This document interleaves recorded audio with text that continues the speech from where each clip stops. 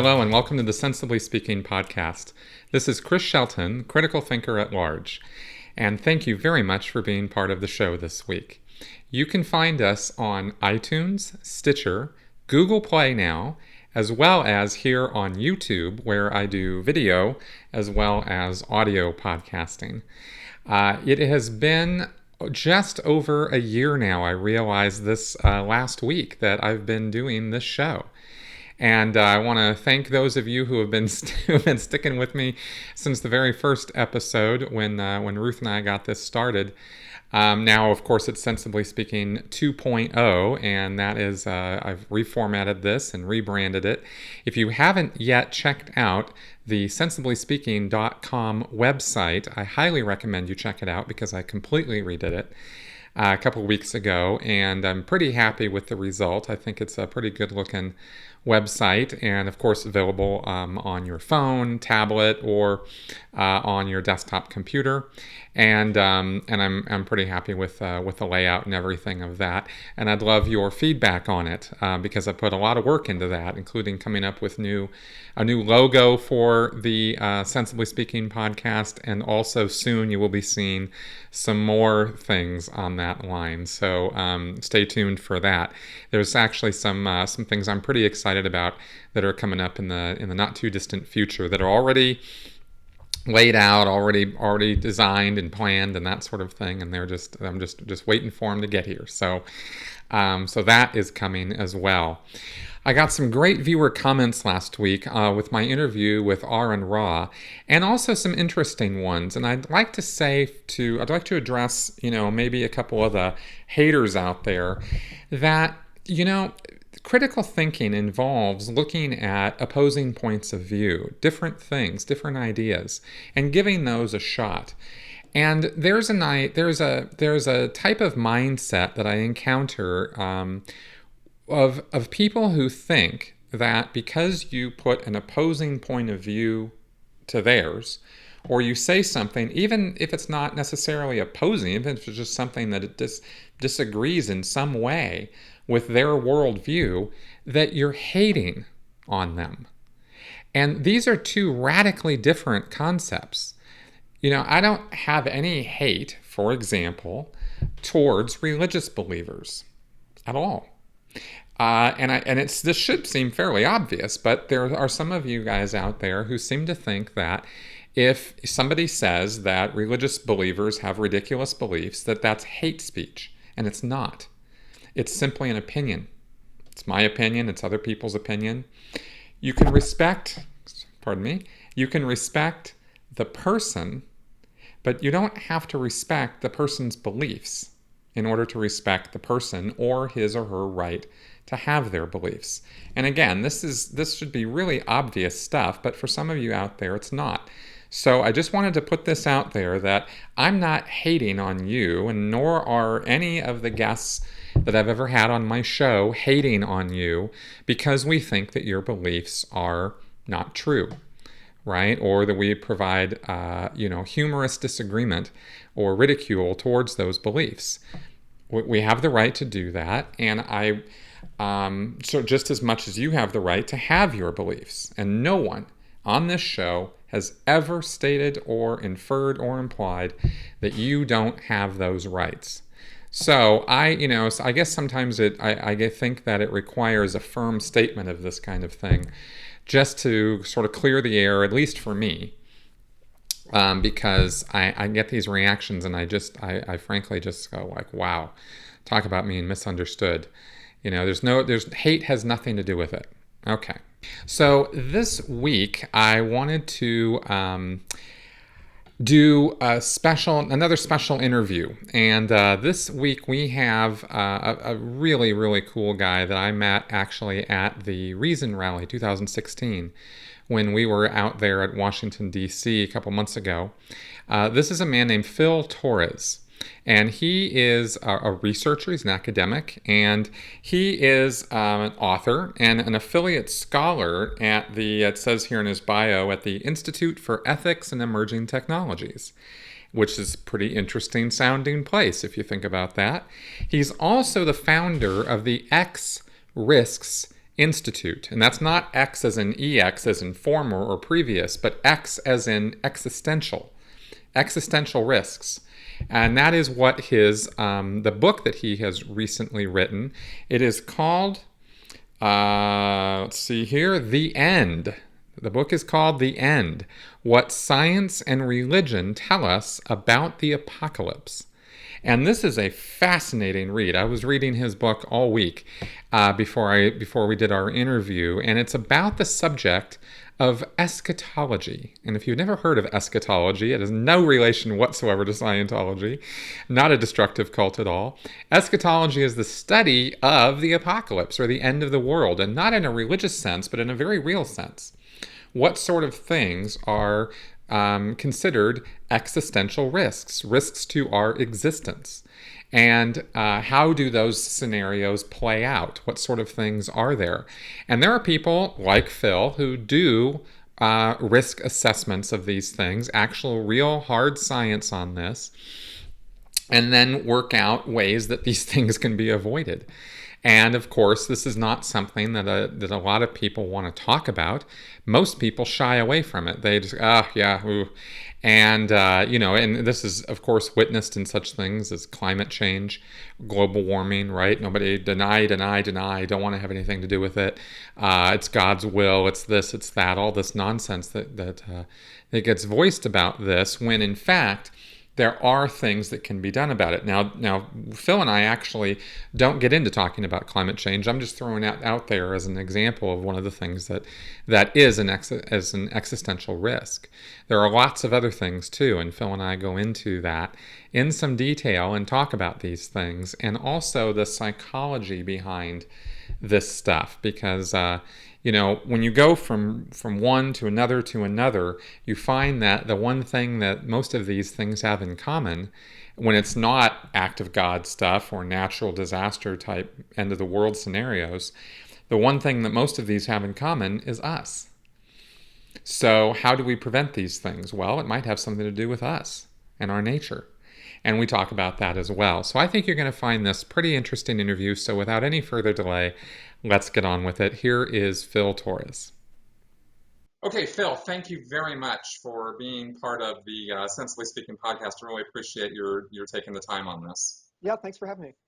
And now you are, according to your bio, you've written this book called The End, What Science and Religion Tell Us About the Apocalypse. And it is a fascinating, if not disturbing read. First off, though, let's talk about you for a minute. You are noted as an affiliate scholar at the Institute for Ethics and Emerging Technologies. Mm-hmm. And also, you're the founder of the X Risks Institute for the study of extremism. And now, what does all that mean? So the Institute for Ethics and Emerging Technologies was founded many years ago by a guy named Nick Bostrom, who's currently a professor at Oxford, who runs the Future of Humanity Institute. And it sort of just deals with, it's somewhat self-explanatory, deals with just the ethical implications of emerging technologies, from biotechnology to synthetic biology, nanotechnology. AI is a big topic that in particular the last year or so, 2 years, has received considerable coverage among the media and a growing interest among academics. Mm-hmm. Yeah, Hawking made a rather controversial statement about it being something he was himself a bit afraid of. Yeah, that's absolutely true. Yeah, he's now famously said that if AI isn't the best thing to ever happen to humanity, it'll be the worst thing. Right. Elon Musk has echoed that exact sentiment. Musk in particular, I know, was influenced by Nick Bostrom's 2014 book called Superintelligence, which sort of lays out the argument for why, as Bostrom claims, the default outcome, we should recognize as the default outcome of a successfully created superintelligent machine doom. Those are his terms. I can totally get behind that logic, actually, without being, a defeatist or something. I personally, I support that view. Yeah. Well, I think it's compelling. I think at the very least, we could definitely talk about this. I think at the very least, the arguments are sufficiently cogent for people not to dismiss it offhand. I mean, yeah, I think it's worth. I mean, even if the arguments end up being wrong, that doesn't mean it's unreasonable to take them seriously at this particular moment. Mm-hmm. So yeah, and I'm also a regular contributor at the Future of Life Institute, which is sort of one of several, along with Future of Humanity Institute, which is at Oxford, and the Center for the Study of Existential Risk at Cambridge. It's kind of one of the bigger institutions that are leading this, this sort of. I mean, they're on the vanguard of research in these fields, and doing some really fantastic work. So I also founded the X-Risk Institute, where X-Risk is short for existential risk. Okay, and let's go Yeah, ahead and define that term, because most people, you use the word existential and they start thinking, I don't know, metaphysical stuff or something. Oh, it's so existentialism. existential or something. But what does Yeah, that word actually mean as yeah. you're using it? So, well, I mean, existential as a word would just be an adjectival, term that would refer to the existence of some entity, Mm-hmm. its persistence through time, its ontological status, and so on. Um, but existential risk is kind of is a unique technical term in the lexicon of this new burgeoning field that I'm excited about and sort of participating in.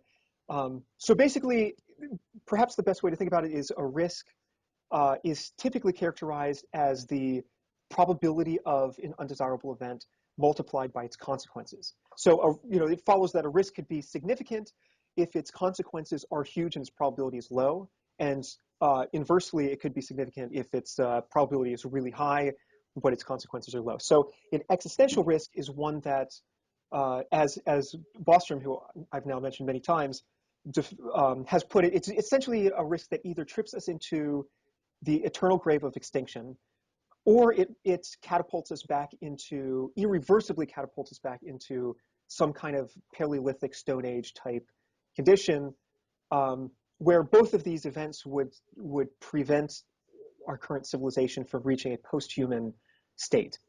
Right. Okay, Which, good. and Bostrom and many others who are involved in existential risk studies, um, many, but not all, to be sure, have transhumanist leanings. So they believe that we can and ought to use technology to modify our bodies, brains, essentially our phenotypes, to make us to improve us in various desirable ways.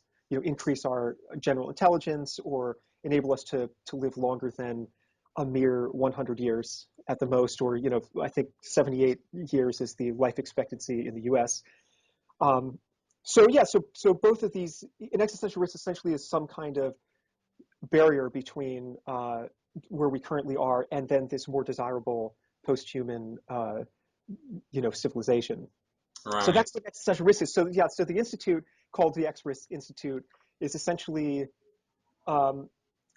like these other institutions out there, organizations and think tanks, is concerned with trying to figure out what exactly the um, different types of risks there are that exist that are that haunt our species in this century and perhaps the next, and then try to devise ways to mitigate or neutralize these risks. In particular, the X-Risk Institute is focused not just on the technologies, because there's been a lot of people who've talked about the various properties of different technologies. Biotechnology could enable someone to, weaponize Ebola or create a Right. pathogen that has the incurability of Ebola, contagiousness of the common cold, the long incubation period of HIV, and the fatality of rabies or something. So, these are all claims about the potential for the technologies to create dangerous situations. But I'm also really interested in the various agents who might use the technologies as a tool to induce some kind of global catastrophe. Not much, I mean, surprisingly little has been said uh, about agential risks, as I call them. So this would be like religious terrorists, or a lone wolf who has some grudge against the world. I mean, there are cases of like school shooters who basically just want to kill as many people as possible and then die themselves. So, this is somebody who, if they had the means available, would arguably attempt to cause human extinction or permanently set us back, again into the Pleistocene or something. Right, right. So, And so yeah, there's no shortage of, unfortunately, of folks out there with that kind of thinking and agenda. I mean, it's a yeah, very, very, very tiny percentage of the population that really think that way. But when you have a population of, almost what, 7 billion people, yeah, seven. even a 1% of that is millions of people. So Absolutely, yeah. So I yeah, mean, it's 7.4 billion right now. It's supposed to be 9.3 billion by 2050, according to Pew. Their estimates. So there's I think a somewhat arcane discussion to be had about the difference between psychopaths and sociopaths. But statistics, and people can look this up for themselves. Statistically, about 1% of the population is said to be psychopathic. hmm So globally, that would result in about 74 million, and about 4% are considered to be sociopathic. So that gives you a global population of about 300 million, and that'll go up to, I think, 372 if the population ends up being 9.3 billion.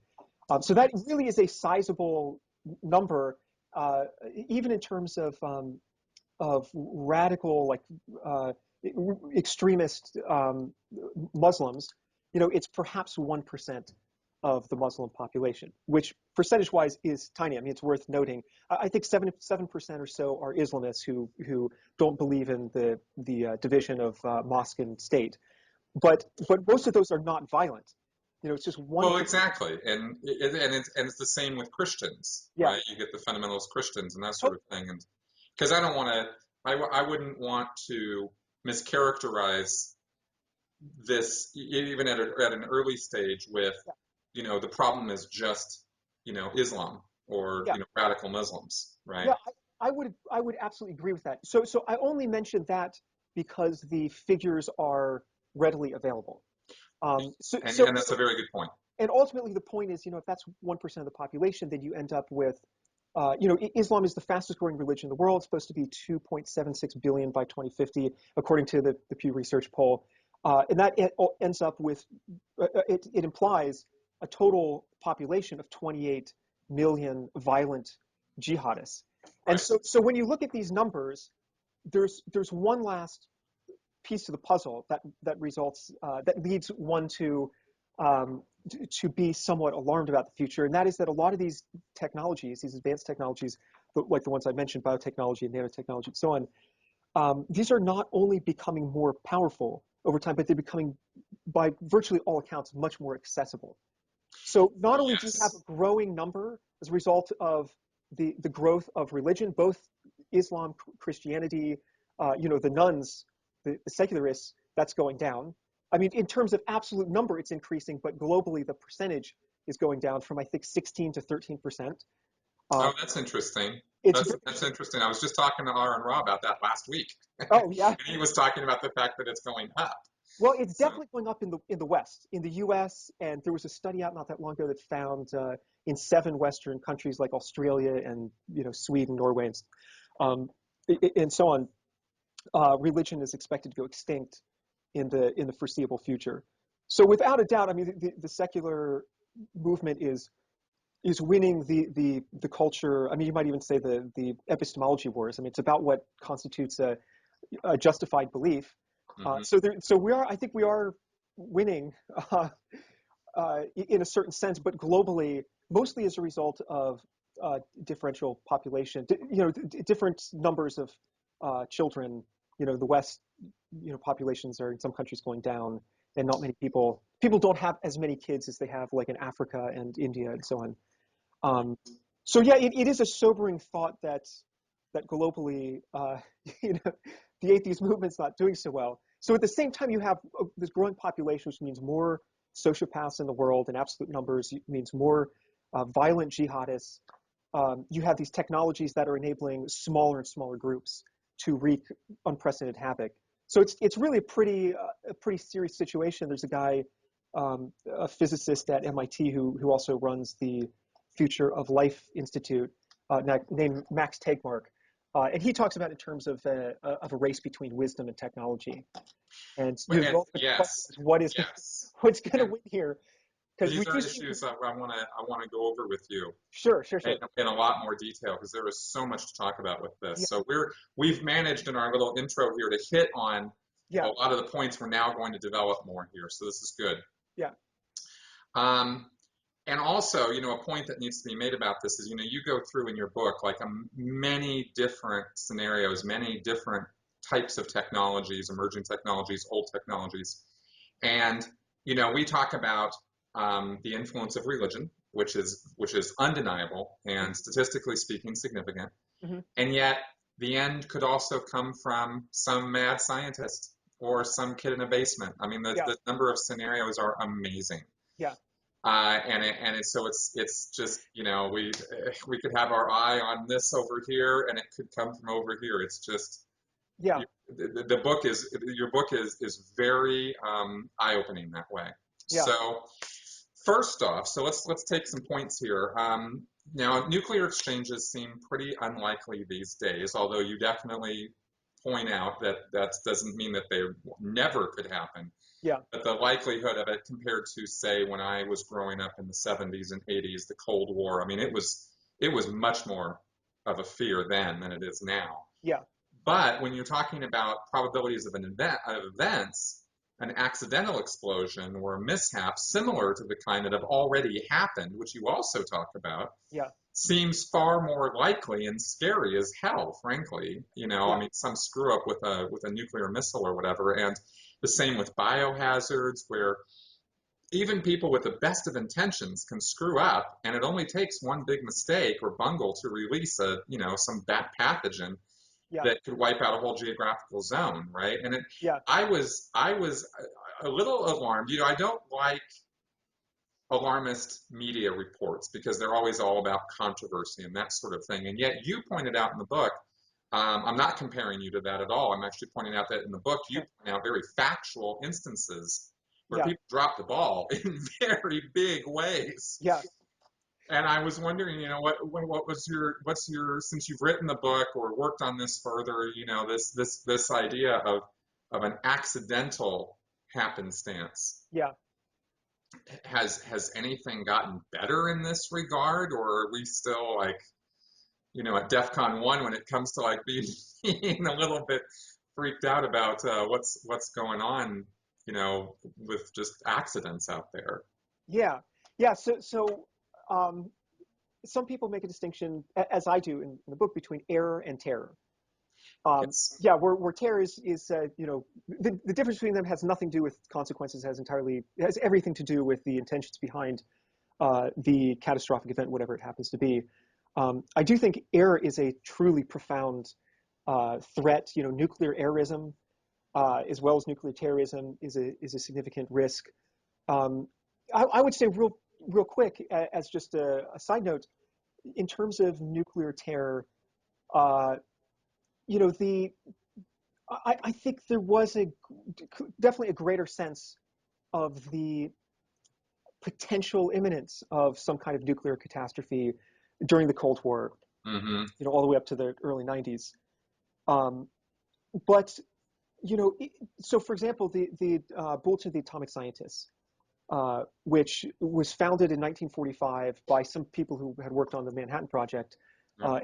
and sort of were terrified terrified of the consequences of weaponizing the atom. So they started Bulletin of the Atomic Scientists basically to convey information to the public about the truly unprecedented threats posed by nuclear weapons. And then in 1947, they founded the Doomsday Clock, which is supposed to metaphorically represent, our collective proximity to some kind of global catastrophe. So I can't remember. I want to say the minute hand started 7 minutes before midnight, which represents doom. I'm not 100% sure about that, but I know it's the minute hand's gone back and forth quite a lot over the decades. The closest it ever was to midnight was in 1953. That's when the U.S. and the Soviet Union both detonated hydrogen bombs, as opposed to the much less powerful atomic bombs Mm. that they had detonated up to that point that were dropped on Hiroshima and Nagasaki. And so yeah, it reached 2 minutes before midnight at that point, and then it went quite a ways back to 17 minutes away from midnight, and I think that was like in 91, so right around when the Iron Curtain fell, and so here's my point, somewhat long-winded, but today it's at 3 minutes before midnight. So Right now it is. right now it is. So it's gone all the way incrementally. I think it was at 5 minutes for a little while. And then in 2015 they moved it to 3 minutes, and the doomsday clock announcement for 2016 affirmed that it would stay there, despite things like the Paris Climate Agreement, which was a step in the right direction, and the Iran nuclear deal. They still thought that there's significant uh, reason to be concerned about various global risks. And really, the two dangers that they think are most notable these days are nuclear weapons and climate change. So there still is a sense that nuclear weapons are. I mean, I think experts would agree. I mean, I could provide citations to corroborate this claim, but I think a lot of experts believe that the risk of nuclear terrorism is increasing a little bit. Um, you have, Bin Laden talked about talked about acquiring weapons of mass destruction as his religious duty. The Islamic State has explicitly fantasized about getting a nuclear weapon for Pakistan, which has a history of nuclear malfeasance. There's some famous cases with a doctor named Khan, and so Oh, he was the guy who had sold nuclear secrets to China and some of the other countries. yeah. And as far as I And I know, was shocked when I read in your book that he's walking free now. yeah, yeah, Like what? The guy served like what, 5 years or something? Like what? yeah. As far as I know, he is still free at the moment. Um, yeah, And this was a it's guy who was convicted of selling nuclear nuclear secrets. secrets to Yeah, 3 different countries. yeah, yeah, yeah. Like, It's kind of, dude. yeah. Pakistan is. I think there's a lot of. There was one report, I think a government report, that said basically all roads, WMD roads, meet in Pakistan somewhere because the government's really unstable. They're a nuclear nation.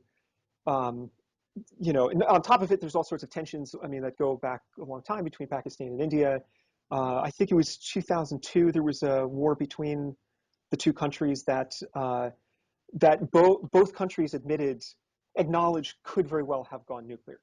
So Right. and even more to buttress the point that I'm not sure the situation is that much different in reality today than it was during the Cold War.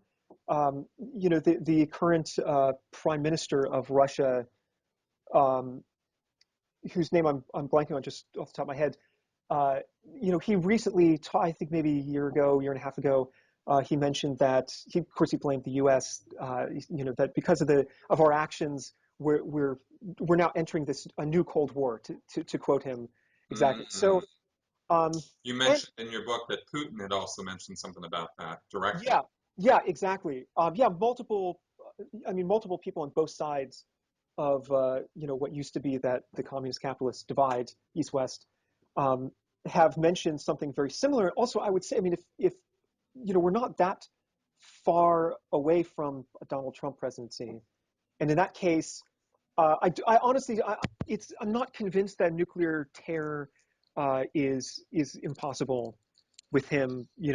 There's a famous case of when Nixon was going through the Watergate scandal, and he was a heavy drinker as well, and some of his friends told various government officials that if Nixon orders a nuclear strike, that they should check with them first. That check with the friends first. So I mean, there have been actual I mean, I could just imagine something analogous to Trump getting into office, and he gets pissed off at someone, and it's not that hard if you're the president to launch Yeah, basically. I think we're Yeah, pretty I think this is just my gut, of Yeah, course, like whatever, but I've been wrong before. I'm pretty sure we're not going to see a Trump presidency, yeah. but I feel pretty you, sure you about that make too. a very good point that that the fact that Trump has even gotten as far as he's gotten, Yeah, it says some pretty serious things about the United States and the state of mind of certain people in the United States. yeah, yeah. I think So what's most so I also suspect that he is not going to end up in the Oval Office, but um, I guess what the lingering effects of this for me is that this whole episode has demonstrated how a demagogue, a dangerous demagogue, anti-intellectual, etc., probably a sociopath. It's 4% of the population. If it's not him, I don't know who it is. How he could, get so close to such extraordinary power. That's what's really scary. In fact, before the Trump presidency, I really was much more focused on groups and individuals. I think a lot of people were, and suddenly it's been thrust into the foreground that there really could be a danger of some kind of state initiated global catastrophe. Perhaps totalitarian state is something that existential risk scholars have thrown around a bit. It always seemed a little implausible. A lot has to happen. And then with Trump, it's like, well, he's just one step away from the presidency, and once he's in the presidency, I mean, is that going to satisfy his lust for power and so on? I don't know. It's I mean, these are mere speculations, but yeah, it suddenly seems quite a bit more real. That sort of state-based nuclear catastrophe, or some other advanced weapon. I see your point there. Yeah, Yeah, I do. And of course, again, as you mentioned in the book, right, state or not, there's also the fact that through the internet and through the proliferation of information, these things there are so many uh, double-sided swords with this. yeah, You want more information out there. You want more ability and potential for people to learn and grow and find out things. yeah, Yet by offering a censor-free format called the yeah, internet or the World Wide Web, yeah, you then have you know nuclear information out there. You have the ability to make guns out of yeah, 3D printers. You have yeah, like all these things out there that come with that. So there's the good and the bad. And yeah, in fact, I guess this actually leads me to my next point I wanted to ask you about or talk about here, where you present these technologies and these pieces of information, and you really have a knack for pointing out the worst case scenario with them, right? In terms of the thank you. future technology advances that we're making or that are being developed, like nanotech, for example. Yeah, I started reading the chapter on nanotech and I was like amazed and delighted at how awesome and exciting it sounded.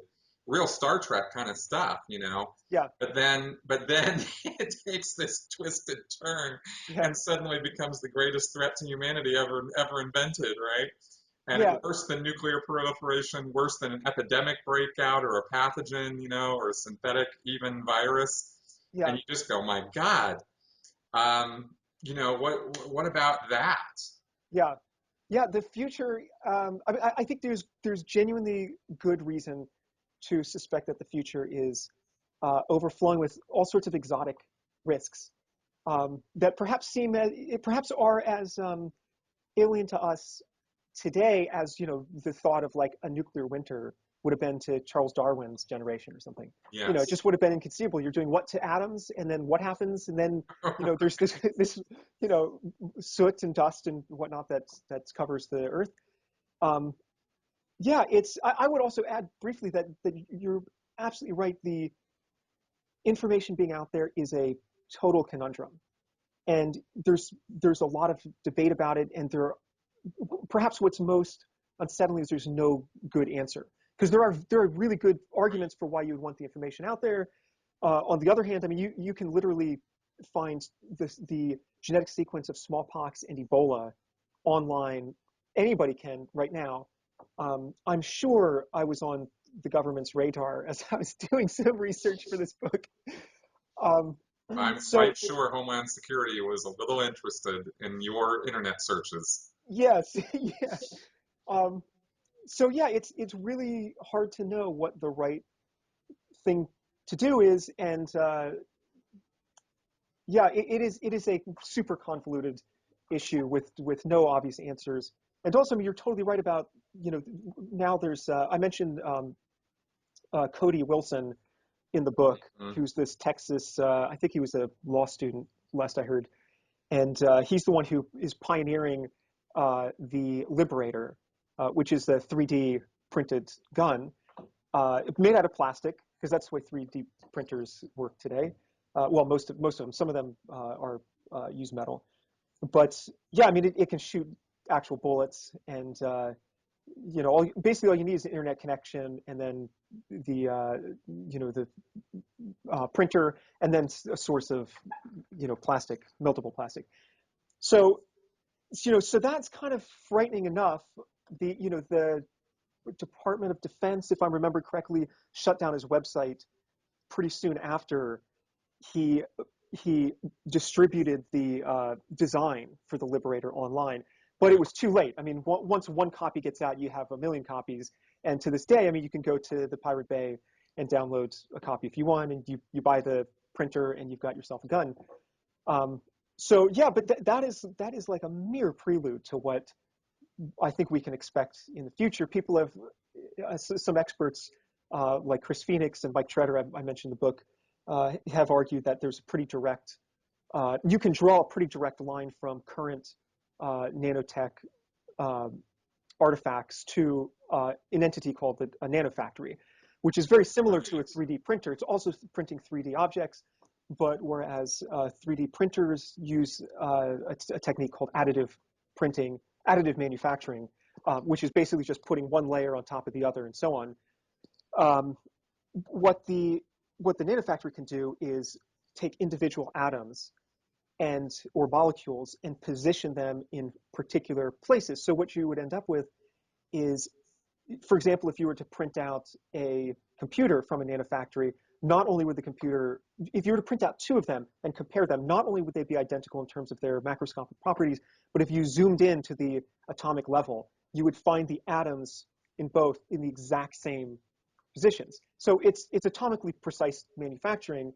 And the reason this is significant is, rather than like just taking plastic and melting it and putting on, you can, because all higher level properties are reducible to the organization of atoms, if you can organize individual atoms, then you can produce any macroscopic property. So, I mean, all you do is you plug the nanofactory in, you download some instructions from the internet, and then you feed it a simple molecule that it can manipulate to create metal or create wood or create flesh or, potentially a snack or something. It's all just everything around us is just uh, atoms. I mean, a simple number of elementary particles that are just arranged in various ways.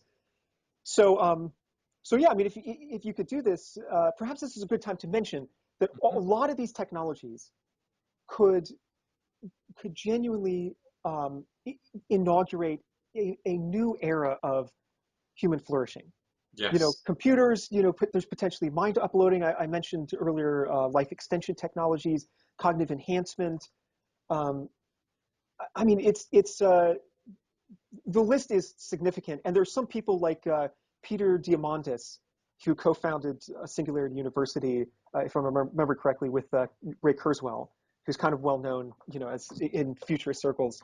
And he has a book called Abundance, which I would definitely recommend either before or after reading my book, because my book, but Kind of a point counterpoint. it, well, that's the thing, is there's no contradiction between them. It's just like he's focusing on all the wonderful uh, properties of future technology, and I'm focusing on all the potentially bad stuff. And the reason I focus on the bad stuff is because I really want the good stuff to happen, because I Right. really think that the future could be unbelievably marvelous and wondrous and so on. It's just an issue of getting there and preventing, some lone wolf with a death wish for humanity from getting a nanofactory, for example, and on his or her own manufacturing a huge arsenal of extremely, I mean, potentially more lethal weapons than we can imagine today, like self-guided bullets and, smart people have come up with all sorts of, incredible um, possibilities for how some humans could severely injure other humans. Um, That's right. so yeah, And we, so and the we native, seem to have a real knack for that. yeah, Which we'll talk about a little bit more in a few minutes.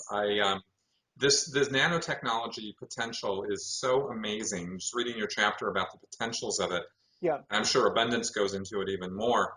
hmm We're really talking Star Trek and beyond. I mean, we're talking about, the ability to, and by that I mean, or even the old Star Trek series, hmm had the, you could make any food you wanted. You yeah, just push a button and bam, there was your turkey dinner. yeah, And it's just rearranging atoms and there you go. There it's yeah, made, right?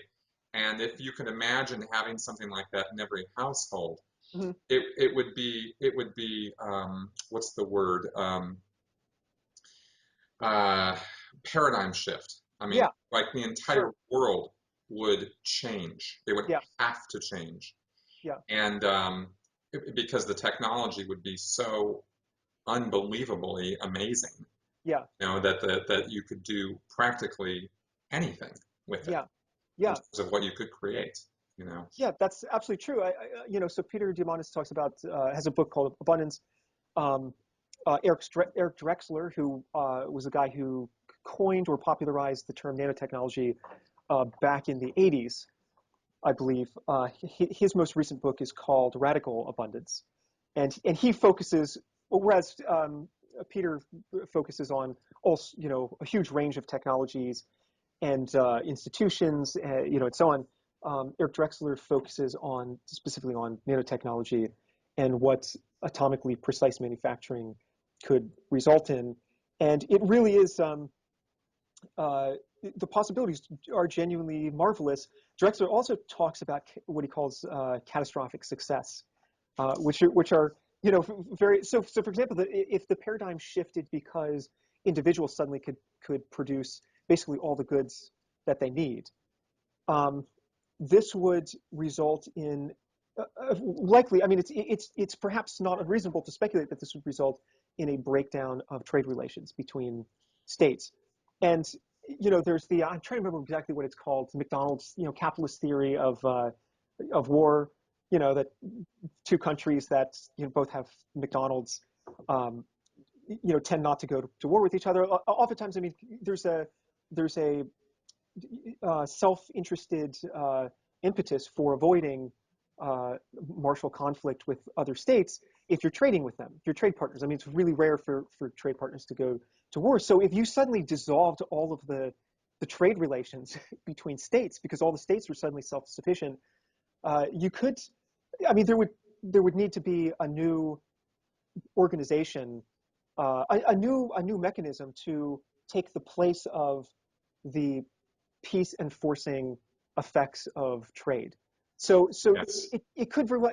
I think it's a little bit dusty in my mind, but I'm pretty sure Steven Pinker also mentions in Better Angels. I think he identifies trade as one of the reasons that the globe being economically interconnected being one of the reasons why you see this extraordinary transgenerational decline in violence. Um, so yeah, I mean, it would be wonderful on the one hand for all the immediate obvious reasons. You broke your computer, you need some new clothes. No problem. Buying a simple molecule, the feedstock, is going to be super cheap, way cheaper than buying a shirt or something that's manufactured in Bangladesh, and Right. the materials were shipped in, and Well, it there's certain seems, yeah, yeah, I mean, it seems to me fairly obvious that such a device um, would destroy our entire concept of economies yeah, and the whole structure and idea of capitalism would just be a thing of the past. yeah, Because if you have that technology, you're either going to hoard it, in which case everybody doesn't get it, in which case it might as well not exist, yeah, or it's only going to exist for the elite, elite, elite, elite, elite, yeah, right? yeah, And how long does that last? right, Not very long in history. That doesn't really go on for too long Yeah. before, people's backs are against a wall. Or you have, a proliferation of these devices, and suddenly it's a Star Trek world where money doesn't exist. Yeah. Because why would it have to? Because what would you need to exchange with other people? Yeah.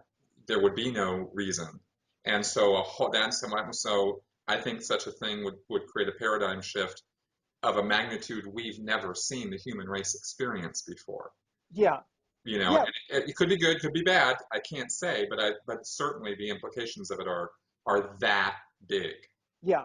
You I know, I, I agree. I think there are Drexler identifies several major watershed moments in human history. One is the Neolithic Revolution, when we first started domesticating animals and crops, and went from nomadic to sedentary lifestyle. sure. And then there was the Industrial Revolution, Hmm. and after that, he points to the Information Revolution. I do think some of these, perhaps the Industrial Revolution was pretty profound. Um, but I think you may very well be right that the extent to which society and all of its various uh, elements and features will be affected by the nanotech revolution could be more significant. And also, I would point out that revolutions in the past, like the first agricultural revolution, uh, I mean, this occurred over you know a long period of time, Hmm. and the nanotech revolution has the potential to be quite rapid. Given that this technology has sort of is following an exponential trend of development. Yeah. So yeah, I mean, it could be disorienting and rupturing in a way that past that exceeds any past revolution for sure.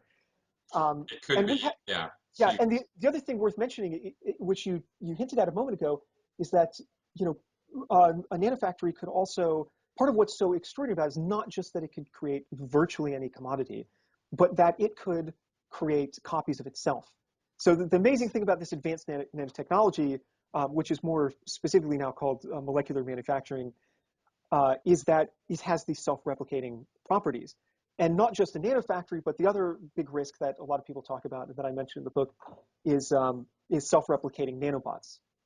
You know, Yes, which is yes, it was directly related, but a different thing. But exactly, yeah, yes, that whole gray goose scenario you were talking about, yeah, where they just replicate and replicate and replicate and end up eating all of us, and within 90 minutes the whole world's gone.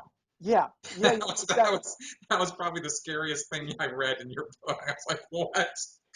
Yeah, one of the things I don't even talk about in the book is the possibility of, you could also, at least in theory, um, and again, I mean, people are welcome to look this up. Clever individuals have written about this. So as fantastical as some of this sounds, actually, I think there are good, fairly compelling arguments for taking this seriously. I mean, one of the, you could potentially also program a nanobot to recognize particular genetic sequences, Yes. genetic signatures that are unique to a species. So um, one of the threats I don't discuss a lot. I have discussed in some of my more recent work. Like there was an academic paper I published the other month. Um, but eco-terrorists, I think, could be a growing threat in the future.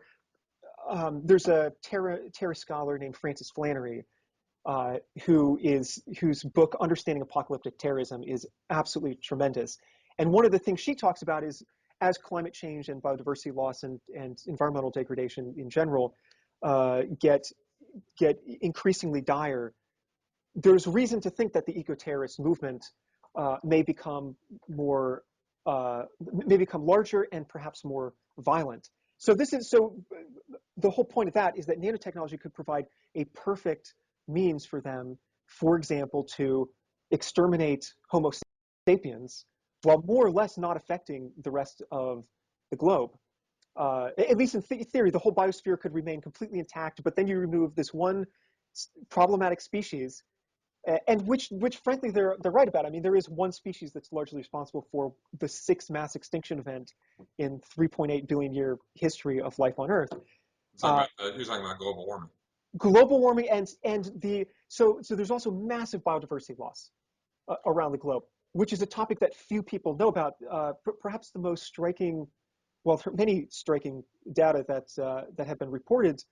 But there was a Living Planet report from 2014, which found that between 1970 and 2010, the global population of wild vertebrates, which is like reptiles, mammals, birds, fish, amphibians, and so on, declined by 52%.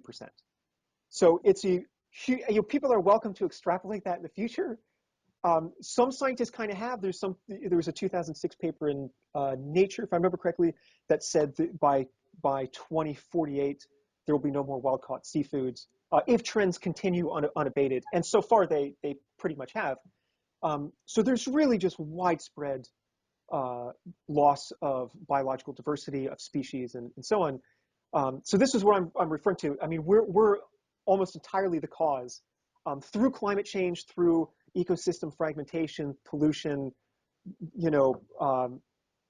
and so on. Overpopulation is kind of an underlying cause here. So yeah, eco-terrorists I mean, that is an alarming situation, and it's just a fact a causal fact that we're behind these unfortunate trends.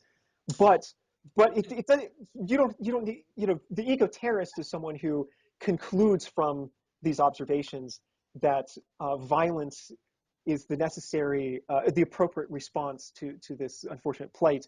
And they could have tools, like nanotechnology would be a perfect tool. You design it so it identifies the genetic signature of humans. You release it to the environment, and if you're them, you hope for the best. If the rest of us, you hope that they made a mistake. So Wow. Yet at the same time, nanotechnology opens the possibility of being able to alter, the environment of the biosphere in such a way that we could reduce the amount of CO2 in the environment, yeah, just like that. Somebody mentioned, and you see these things and you just like shake your head and just want to like pound the desk. yeah, Somebody, the CIA, which you quoted in your book, was mentioning yeah, the ramifications of this technology. yeah. And somebody, I think, saw that and was like, see, chemtrails are real, right? And I just wanted to just, ah, because, Yeah, but anyway, that joking aside, there's real potential with this technology to restore the environment, yeah, and to reduce our carbon footprint, to reduce our need to destroy the rainforests of South America, our need to destroy various things in order to produce the necessities of our life. yeah, So this technology could be our end. This technology could also be the salvation of not only our race, or species rather, but the entire planet, yeah, right? We have been destroying the planet, yet at the same time we could, you know, cure it, put yeah, it back together, right? And then of course become a spacefaring culture, which is, my vision yeah, has always been that I think we need to expand beyond the globe, and I think if we're going to have a future as a species, that's where our future lies. yeah, There's plenty of room in space for all of us, yeah. But and these technologies are the only thing that would actually enable us to do things like that, Hmm. right? Yeah, So they're our greatest risk, and yet they're our only salvation. So it's really, which leads me to my next point I wanted to talk about with yeah, this, right? Because it seems like, and I didn't finish your book. I got well into it. I was absolutely fascinated by it. yeah, Um, what it seems to come down to for me is, in looking at all the various problems and scenarios that you present, is the same problem we've started with since we were inventing tools hmm, all those millennia ago, right? Which is that man's civility hmm, has not evolved at the same rate as his intelligence, yeah, right? We're still a very primitive species in so many ways, with these violent impulses and urges to, hit somebody because they slight you or knock yeah, your hat off or whatever, right? Literally at the drop of a hat, we're yeah, ready to go to war. yeah, So we've got, these tools of mass destruction, but we haven't resolved us. yeah. And I was wondering, is this addressed in your book, or what's your take on that? Because I think that's a psychology and sociology issue. Yeah. What's your take on that? Um, well, so there are some scholars who've talked about how, I mean, this is even, cognitive behavioral therapy is sort of based on this notion that, our cognitive hardware, therefore our various psychological dispositions and so on, haven't changed much since we lived, on the African savanna, back in the Pleistocene, where, the risks were, there are all sorts of, perhaps social phobia might have been selected for, because you don't want to be too friendly to out-group individuals. It might cost you your life. So there are all sorts of aspects that now we identify as psychopathological that may have been advantageous in some past, in our environment of evolutionary adaptiveness. Hmm. And um, and I think there's something to that. And I would say perhaps morally that you can make the same argument. I mean, we're in a world where, it's not crazy to imagine there being a proliferation of doomsday buttons that are within reach, As you to point out in your book, we're surrounded by them right now. yeah, yeah. So what I mean, right now it's that's absolutely true. But there's kind of a smaller group. If Trump were in office, he would absolutely have a red doomsday button that he could press. But there's good reason for thinking in the future that these buttons will be proliferated as a result of the increasing accessibility of advanced technologies. Um, so then you could make a good argument for why we're not properly suited for this new environment that's much more risky than anything we've ever encountered or experienced in our evolutionary past. So some people have talked about. So I would say on the one hand, you could one possibility is to modify the human form in an attempt to create a being with a certain cognitive moral architecture, a cognitive architecture and certain moral inclinations that make us more suitable for this new environment. I would say you mentioned space colonization a moment ago. I mean, I feel like that would be, I think that's one of the best ways of reducing existential risk Hmm. overall because the costs are pretty minimal. Like you wouldn't need to create more moral beings. If we just all spread out, then there would be very few risks. If you had a nanotech disaster on one planet, people, all the Martians, all the individuals on the new exoplanet that was just discovered, all of these people could continue, could persist into the future. They wouldn't be affected by these sort of more local planetary disasters. So that's kind of one way where you don't have to worry about increasing our moral capacities. Perhaps there are a few risks that wouldn't mitigate, like some people talked about, like physics disasters. If the universe is in an unstable state, and you were, there's certain experiments that could potentially tip it into a stable state, and then you'd have Uh-oh. this bubble expanding at the speed of light, destroying everything in its path.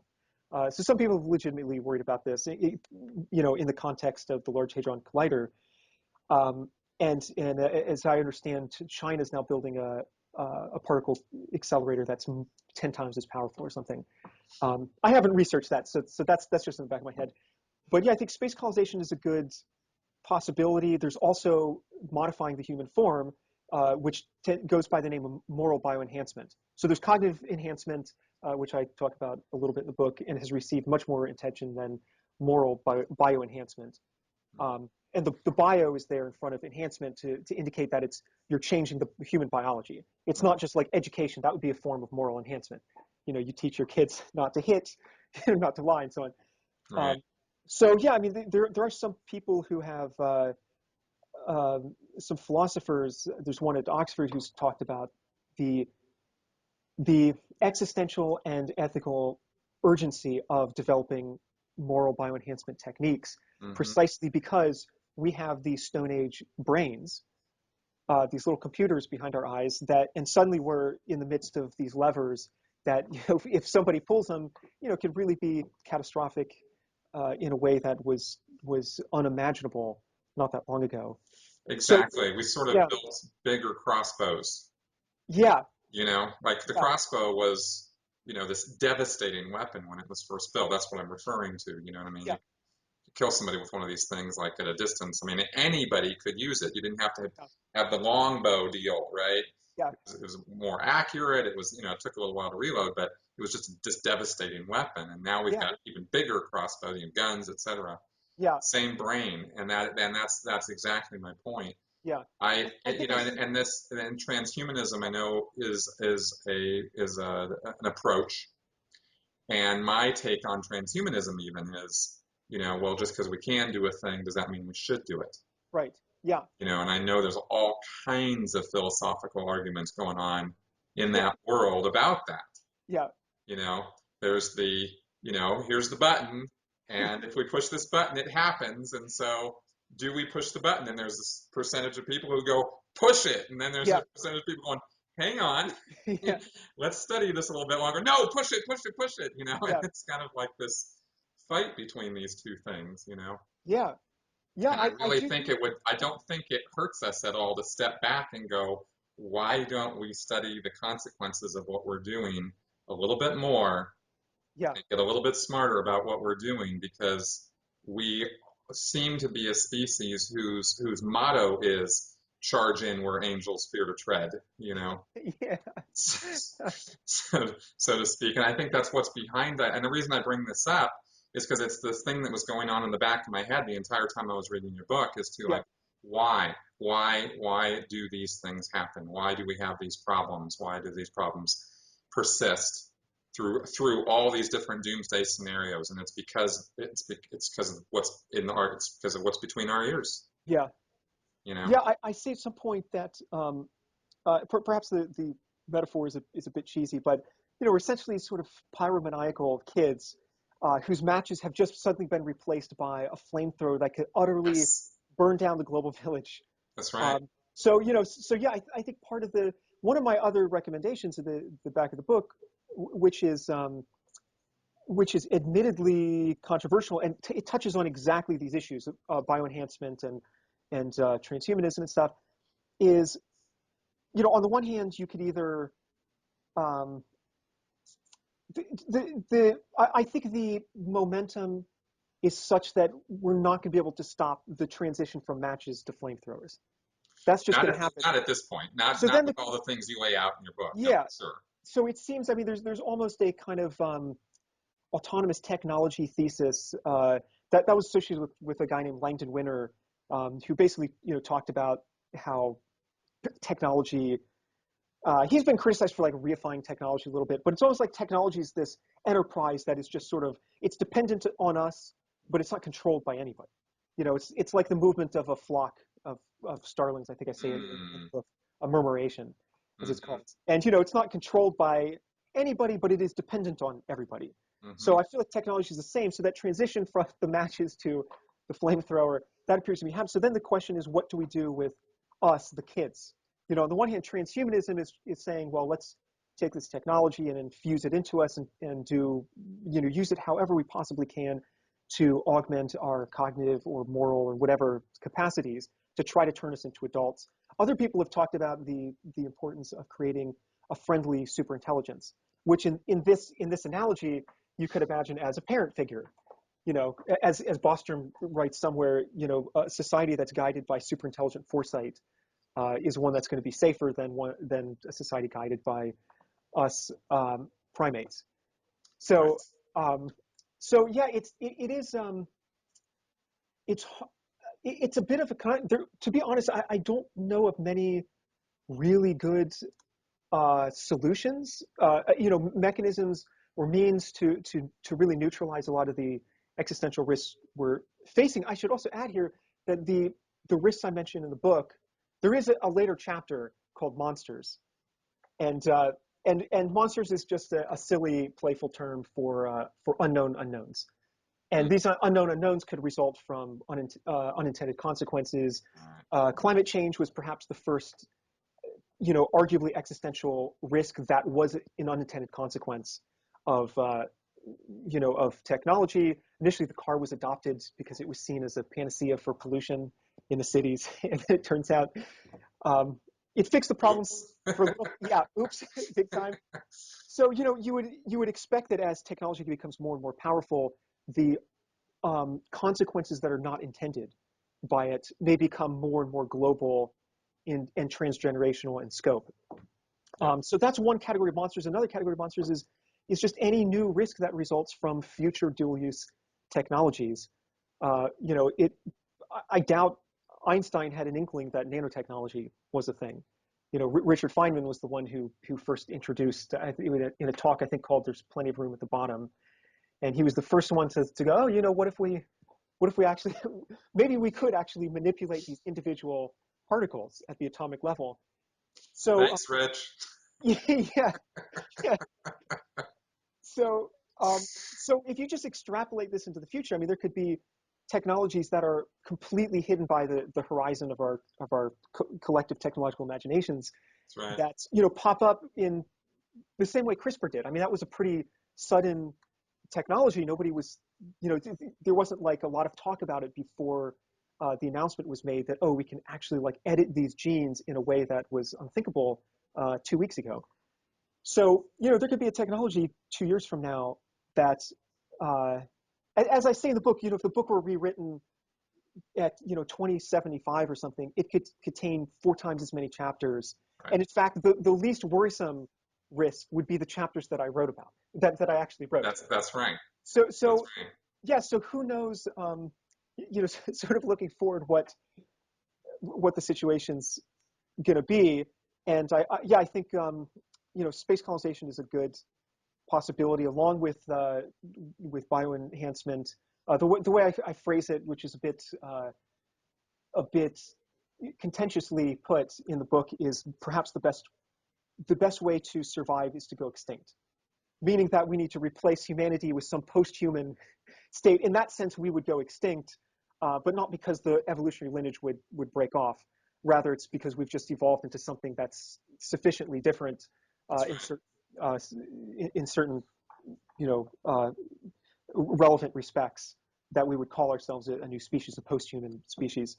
And maybe we need a post-human, i.e. an adult now, who has the flamethrower and is responsible enough not to actually burn down everything. Because it is, you had mentioned, delusion.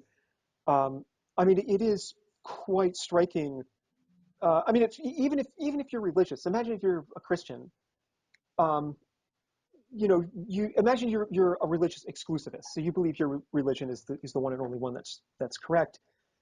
I mean, that implies, if it's 2050, there's going to be about, almost 3 billion Christians on the planet. There'll be 9.3 billion in total human beings.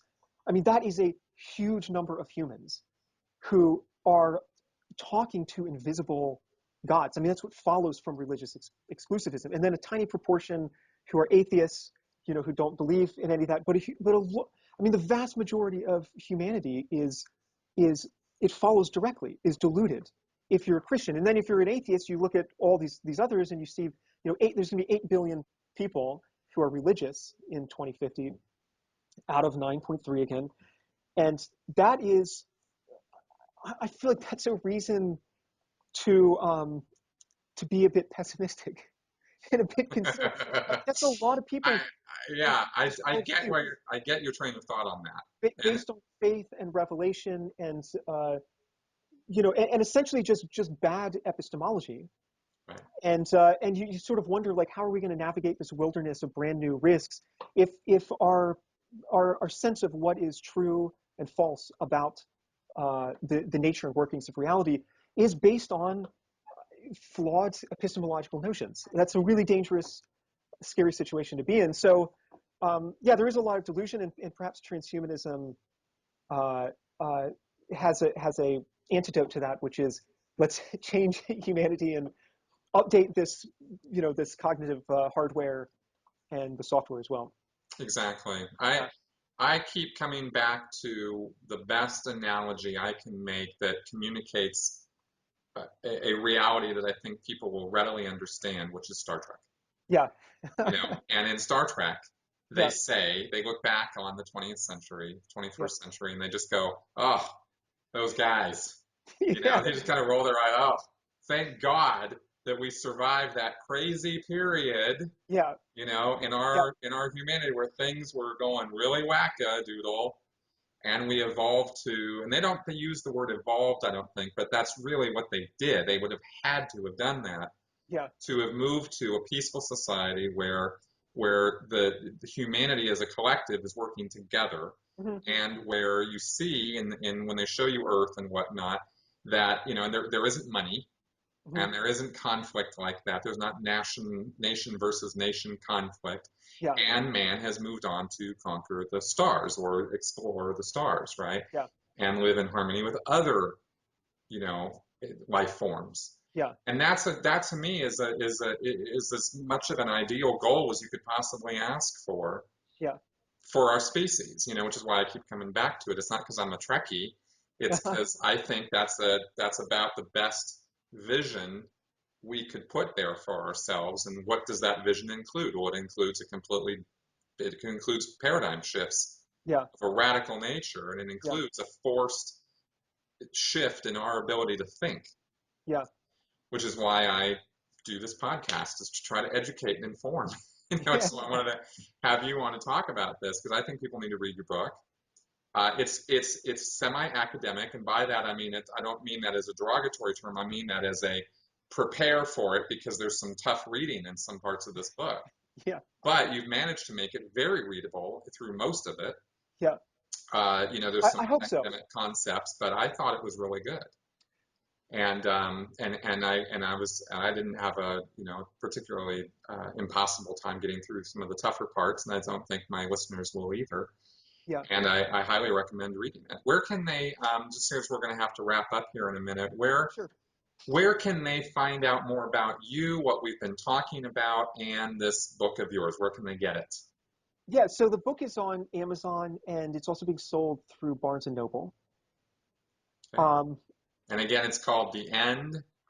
what science and religion tell us about the apocalypse. Yeah, that's right. Good. Yeah. It is great soporific bedtime reading. Uh, get it? You can read it to your kids. It's not that academic-y. Um, so yeah. So the book is that's where you can find the book, and the XRIS Institute is at X, just the letter X, risks, and then institute.com. Great. And a bunch of like recent publications are out there. There's also a newsletter for people who are interested in following our work.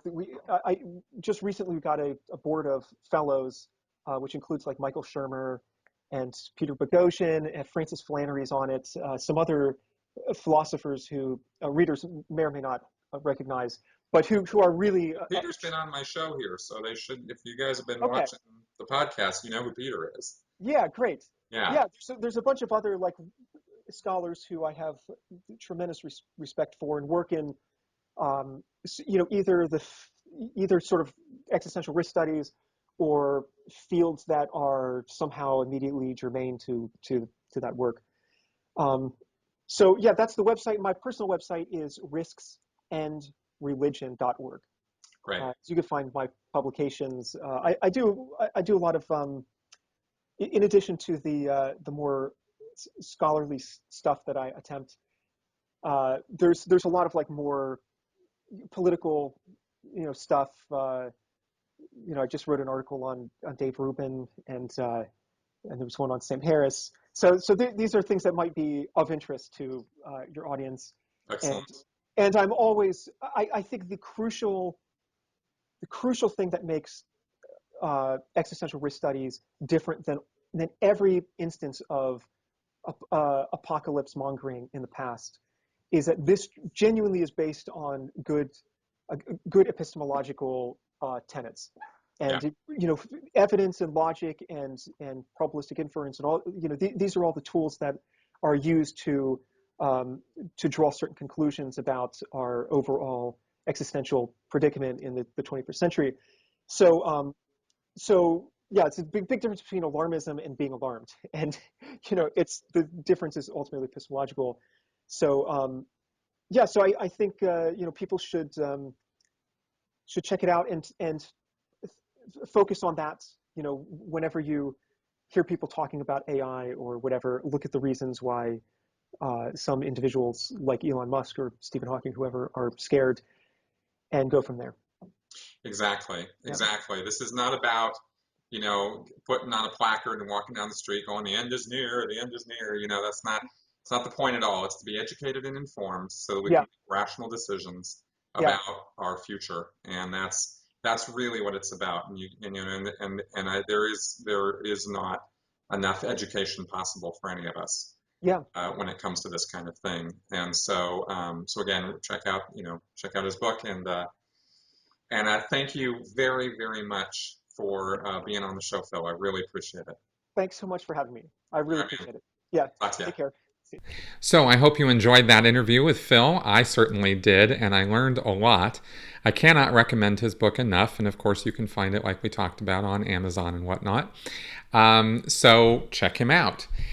I wanted to put a plug in here before you all go to, again, check out the website. And also, if you haven't subscribed to my YouTube channel, go ahead and do so, because there's lots and lots of awesome and amazing content there. And also, I'd like you to consider, I don't put this out there often enough, I think, but I'd like you to consider, this show and my entire channel is funded by you guys. And I can't thank you enough for those of you out there who are supporting me in this work that I am doing. I've got a ton of episodes and more interviews and more subject matter coming on this podcast and on my video channel that I think is important work, and I think it's informative and entertaining too. And I want to be able to do more and more and more of that. And so you guys are the ones who actually enable me to do it. So if you would consider taking a look at my Patreon page, there's a link below in the show notes here to that page, and consider throwing me some love and support on that line. And if you don't want to do a continuing donation every month, then of course there is PayPal, and you can just throw me some love that way too. So just wanted to put that out there, because I know you guys enjoy a lot of what I'm doing here, even if you disagree with some of the things that I say or some of the things that my guests say. At least it gets you thinking, and that's really the point. So thank you very much for watching, and I will see you guys next week.